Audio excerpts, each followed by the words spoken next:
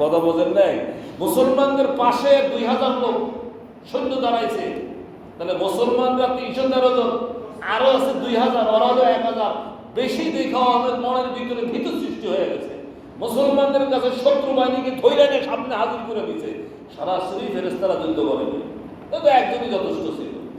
এই সহযোগিতা করছে। এই জন্য রাসূল বলেন, এই সময় ইসলাম থাকবে কি থাকবে না, ঠিক এই মুহূর্তে যে সাহাবীরা জীবন বাজি রেখে যুদ্ধ করছে, এদের জন্য আল্লাহ রাসূল আল্লাহর পক্ষ থেকে ঘোষণা দিয়েছে এরা জান্নাতে যাবে। তার ভিতরে একজন সাহাবী হলো আলকামা। ইন্তেকালের সময় আল্লাহ রাসূল বলে, যাও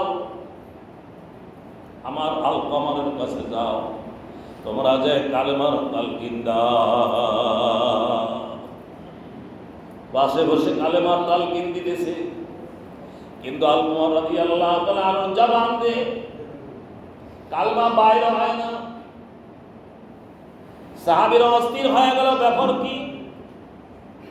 একজন বদরি সাহাবী তার জবান দিয়ে কালেমা বের হচ্ছে না, আমরা কালেমার তালকিন দিই, তার জবান দিয়ে বাইর হয় না কেন? আল্লাহ রাসূলের কাছে চলে গেছে, ইয়া রাসূলুল্লাহ,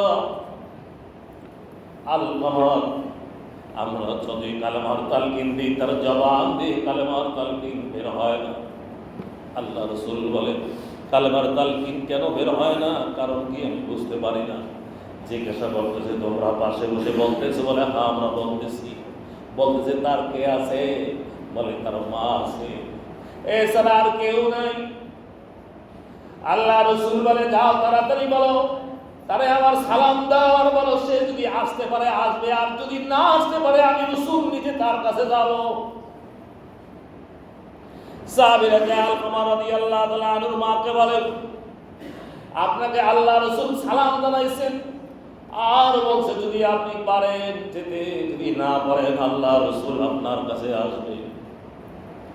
আলকামা রাদিয়াল্লাহু তাআলা আনহুর মা বলেন, আল্লাহ রাসূল আসবে এটা তো হয় না, রাসূল আমাকে স্মরণ করছে, আমি নিজেই যাব।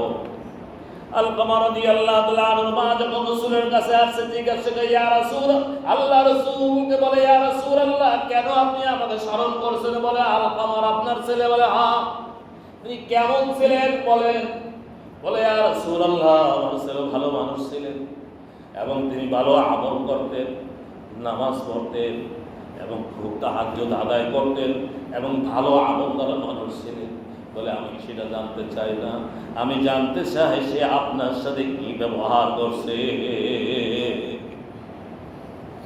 আপনার সাথে ভালো ব্যবহার করছে কিনা আগে বলেন।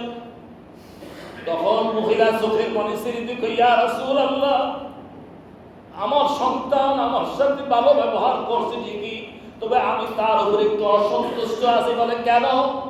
বলে, ইয়া রাসূলুল্লাহ, ওর ছেলে ওর বাবা দুনিয়া থেকে বিদায় হয়ে গেছে শিশুবেলায়, আমি আমার এই ছেলেকে লালন পালন করে বড় করেছি।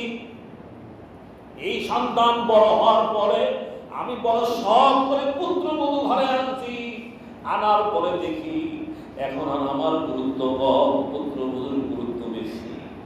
সে যা বলে তাই মানে, আমার কথার কোনো মূল্য সন্তান আমাকে দেয় না। এই জন্য আমার মনে বড় ব্যথা। এবার দুনিয়ার মধ্যে কোন মা সন্তানের কাছে বেশি কিছু চায় না, কোন মা সন্তানের কাছে বেশি কিছু চায় না, বরং বেশি কিছু খরচ করলে মা বাবা উল্টো রাগ হয়, কেন এত বেশি টাকা নষ্ট করেছো? শুধু মা একটা জিনিস চায়, এই সন্তানের বড় কষ্ট করে আমি পাচ্ছি, এই সন্তান যেন আমার করা তার গুরুত্বটা বেশি দেয়, এই সন্তান যেন আমার কথার গুরুত্ব বেশি দেয়, আমার কথাটা মানে। কিন্তু দুনিয়াতে এখন দেখা যায় স্ত্রীর কথার কারণে মা বাবার গুরুত্ব কমে যায়, এটা ঠিক নয়। স্ত্রীর কথা স্ত্রীর জায়গায়, মা বাবার কথা মা বাবার জায়গায়। স্ত্রী সম্মান স্ত্রীকে দিতে হবে, তার মর্যাদা ঠিক রাখতে হবে। মা বাবার মর্যাদার কাছে স্ত্রীর মর্যাদা বেশি না। হাদিসের মধ্যে আছে, আল্লাহ রাসূল বলেন, ও বুড়ি, তুমি তোমার সন্তানকে মাফ করে দাও, দেখো তোমার সন্তানের জবান দিয়ে কালেমা বের হয় না। অমনি বলে, হুজুর, আমার সন্তানের আমি ক্ষমা করব না। আল্লাহ রাসূল বলে সাহাবীরা তাড়াতাড়ি করো, কিছু লাকড়ি জোগাড় করো। সাহাবীরা তাড়াতাড়ি লাকড়ি জোগাড় শুরু করে দিয়েছে। আলকামারের মা বলে হুজুর লাকড়ি জোগাড় করেন কেন? বলে আপনার সন্তানকে জাহান্নামের আগুনে জ্বালাবে, কেমনে সহ্য করবেন? তার চাইতে আপনার সামনে আপনার সন্তানকে আমি আগুনে পুড়ে ছাই করে দেব। যখন এই খবর শুনছে মা তো অমনি রাসূলের কাছে যা বলে, ইয়া রাসূলুল্লাহ, আমার সামনে আমার সন্তানকে জ্বালাইবেন, এটা আমি সহ্য করতে পারবো না। আপনি মেহেরবানি করে আমার সন্তানকে জ্বালাইবেন না, আমি তারে মাফ করে দিছি। বলার সঙ্গে সঙ্গে বেলাল রাদিয়াল্লাহু তাআলা আনহু দৌড় মারছে। আল্লাহ রাসূল বলে যাও তাড়াতাড়ি যা দেখো আসলেই মাফ করছে না আমারে খুশি করছে। দৌড়ে যা দেখে আলকামারের জবান দিয়া কালেমা লা ইলাহা ইল্লাল্লাহু মুহাম্মাদুর রাসূলুল্লাহ বের হয়ে গেছে। একজন সাহাবী রাসূল আল্লাহ তাদের উপরে রাজি হয়ে গেছে, সেই সাহাবীরা পর্যন্ত মাপ পায় নাই মা বাবার সাথে নাফরমানি করার কারণে। এই জন্য আল্লাহ রাসূল বলেন 7টা বড় আমল পাপ দুনিয়ার মধ্যে, 7টা বড় পাপ করলে আল্লাহ পাক দুনিয়ার মধ্যে তাকে শাস্তি দিব। তার ভিতরে একটা শাস্তি হলো মা বাবার সাথে যারা নাফরমানি করে। সুতরাং আমরা বাবা মা যাদের আছে আমরা মা বাবার সাথে ইনশাআল্লাহ ভালো ব্যবহার করব, তাদের সন্তুষ্ট রাখবো। আর যারা মরে গেছে তাদের জন্য আমরা বেশি বেশি দোয়া করব। আল্লাহ আমাদের তৌফিক দান করুন, সকল বলি আমিন। আমা আলাইনা ইল্লাল বালাগ। আমরা সকলে সুন্নাত